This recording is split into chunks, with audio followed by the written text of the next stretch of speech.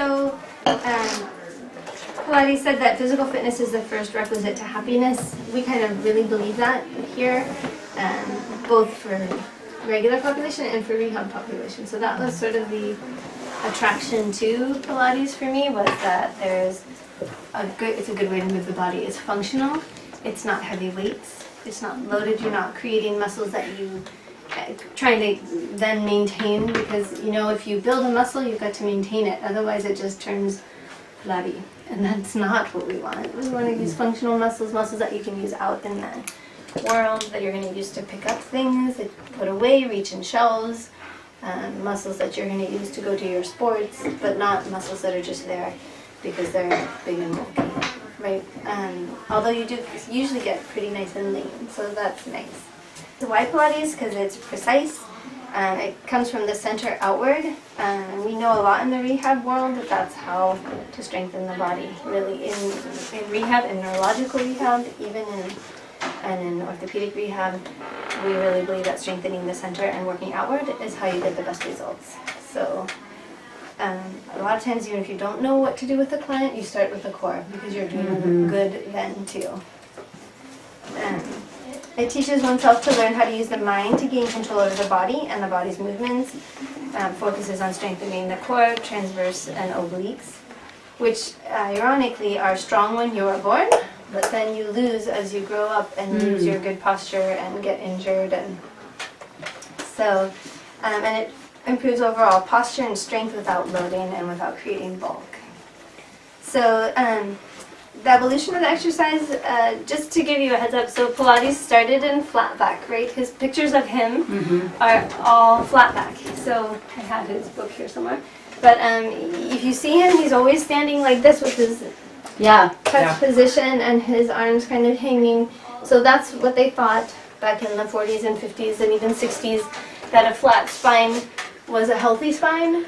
We know that's not to be true anymore. So the natural curves of your spine actually have a lot to do with shock absorption. So that is, now we try to encourage that in the non-classical. There are people who are still doing classical because they believe in the way it was done before, and they use equipment called Gratz equipment usually. It's pretty, it looks like torture machine. I've had it. Wooden and chains and so it's nice. I mean, chain instead of like the safety straps, and it's really but they wanted to keep it the way it was.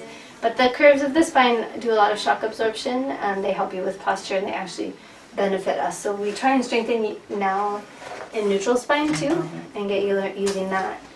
And then also his exercises are very spinal loaded, and we'll talk more about what spinal loaded means. So somebody now a lot of people are coming to Pilates because they have back injuries. If they go into a regular Pilates, they likely will get worse. So and a lot of Pilates instructors don't know enough, in my opinion, about what it means if somebody has a hurt back. They just do the whole repertoire. You can't do that with somebody who's injured. So we will teach you how to know to recognize that and how to train them and do Pilates with them, but just what to pick and what to avoid.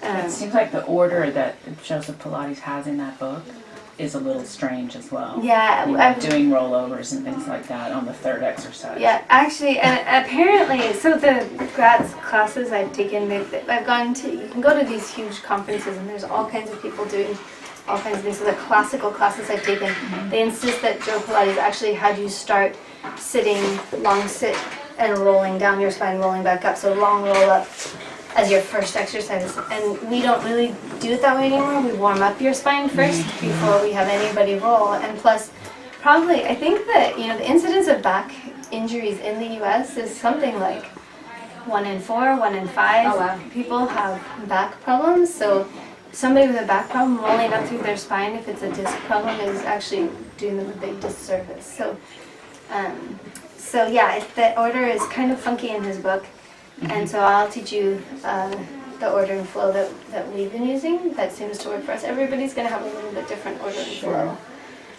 So it's good to see others and kind of pick what works. And then it's important to understand every client as an individual, right? No two clients are the same. No two spinal positions are the same, right? So we'll tell you how to, right, how to look at that, how to recognize it. Nobody should ever be forced into a position just because it looks like the textbook, right? Neutral spines are different, flat backs are different. So we'll look at a bunch of those and talk about that more when we get to the spine.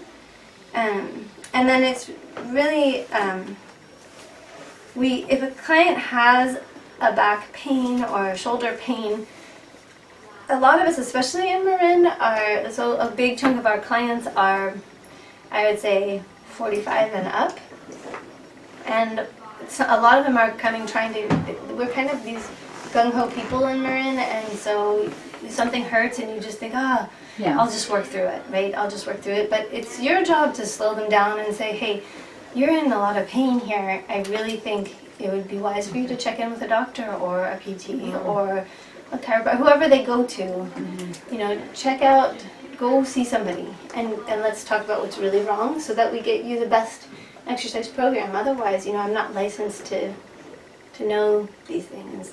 And Shelby's run into that already here with somebody pushing her to correct her pelvis or do the things that I do, and she was like, I don't do that. That's not my job. Make it worse, yeah. Yeah, I don't know how to assess it. I don't do that. But and then current research. I didn't write much on the current research. There is quite a lot of research out there. We've just been looking for new articles that are coming out. There's all kinds of articles on Pilates and backs and PT and Pilates and backs, showing that it does really help if it's the right exercises. There's one new one out on hips that we can't even get a hold of yet because it's too new, and Pilates and hip. So there's a lot of really good articles. You can get abstracts online at Pubmed. Yeah. So if you get Pubmed. P-U-B-Med. Pubmed. That's a great place to get peer-reviewed articles. So those are not just whatever somebody's written on the internet, but those are research articles that have been reviewed by peers. The problem we have is that most of them have a very small sample size. So it's to draw a wide-based conclusion, it would be hard. You'd be hard-pressed to say across the whole population.